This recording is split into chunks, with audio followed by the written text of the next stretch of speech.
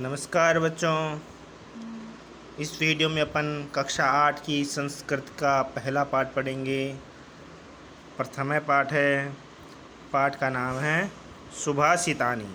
सु यानी अच्छा, भाषितानि यानी बातें, यानी अच्छी बातें। देखो यहाँ पर दिया हुआ है सुभाषित शब्द सु और भाषित इन दो शब्दों के मेल से संपन्न होता है अर्थात बनता है। सु का अर्थ होता है सुंदर, मधुर तथा भाषित का अर्थ है वचन। इस तरह सुभाषित का अर्थ हुआ सुंदर, मधुर वचन है।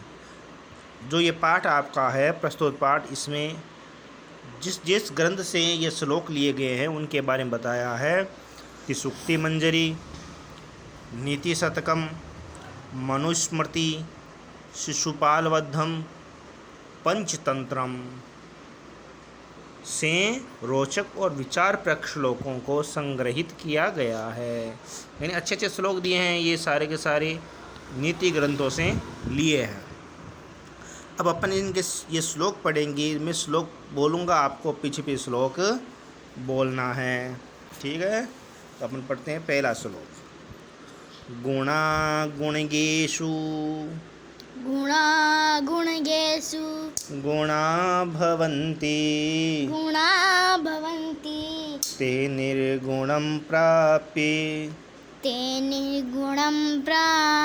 भवन्ति दोषा सुस्वादुतो यः प्रभवन्ति नद्ये समुद्रमासाद्ये भवन्ति पेया साहित्य संगीत कलाविहीन साक्षात् पशुः उच्छविषाणहीन तृणं न खादन् नपि जीवमान तद्भागधेयं परमं पशूनां लुब्धस्य नश्यति यशः पिशुनस्य मेत्री नष्टक्रियस्य कुलमर्थपरस्य धर्मः विद्याफलं व्यसनिनः कृपणस्य सौख्यं राज्यं प्रमत्त सचिवस्य नराधिपस्य पीत्वा रसं तु कटुकं मधुरं समानं माधुर्यमेव जनयेन मधुमक्षिकासौ सन्तस्तथैव समसज्जन दुर्जनानां श्रुत्वा वचः मधुरसूक्त रसं सृजन्ति विहाय पौरुषं यो हि देवमेवावलम्बते प्रासात् सिंहवत् तस्य मूर्धनि तिष्ठन्ति वायसा तिष्ठन्ति वायसा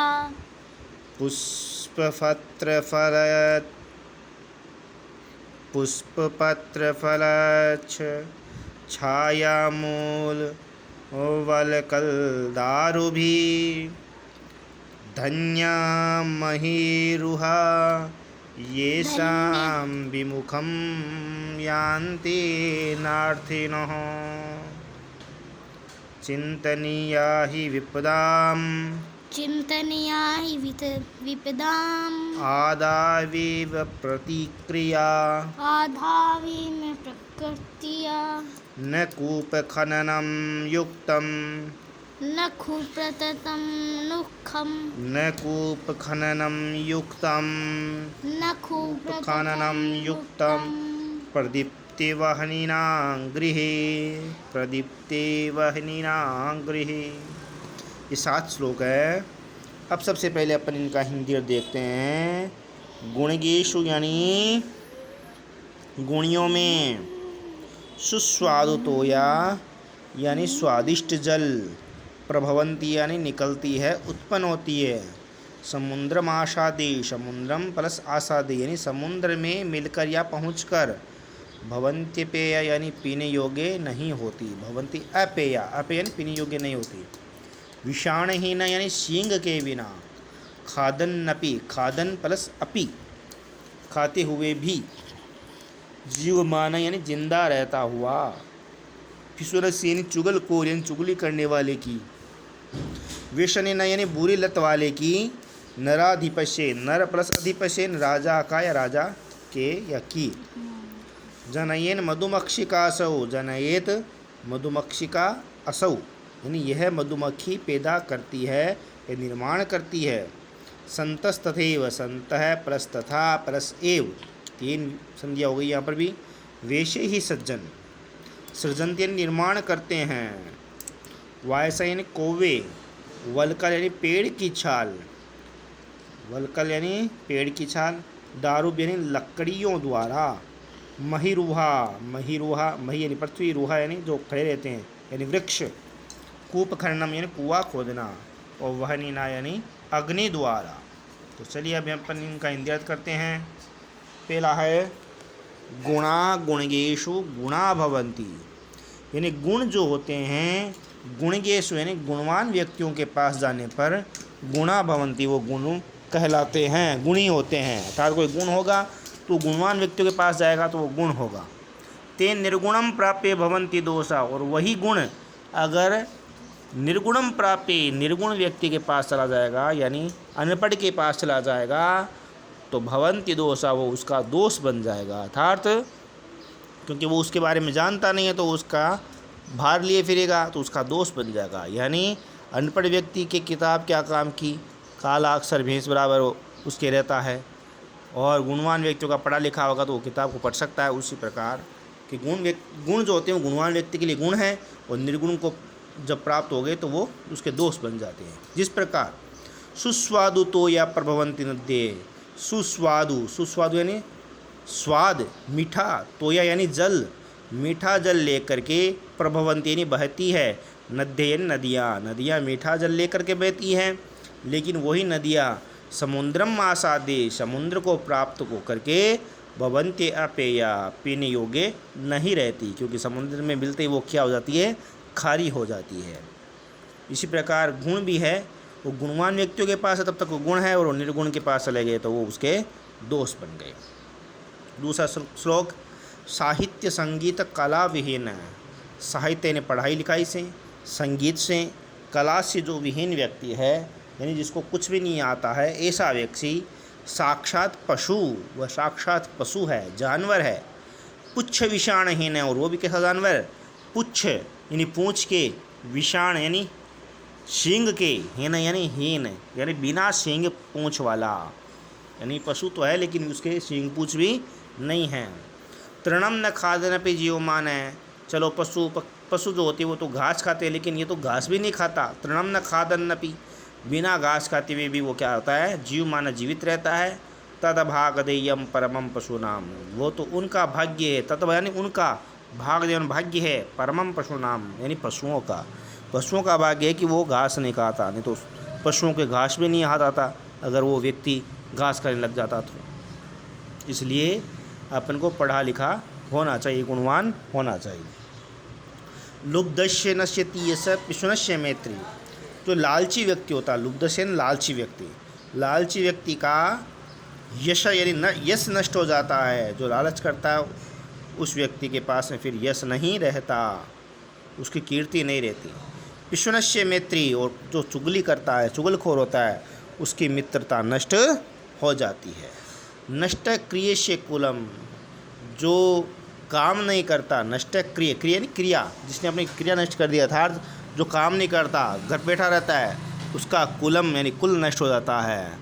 और अर्थ परस्य धर्म, और केवल जो धर्म में लगा रहता है, धन कमाना, हाय धन करता रहता है, उसका धर्म नष्ट हो जाता है, फिर वो धर्म का कार्य नहीं कर सकता।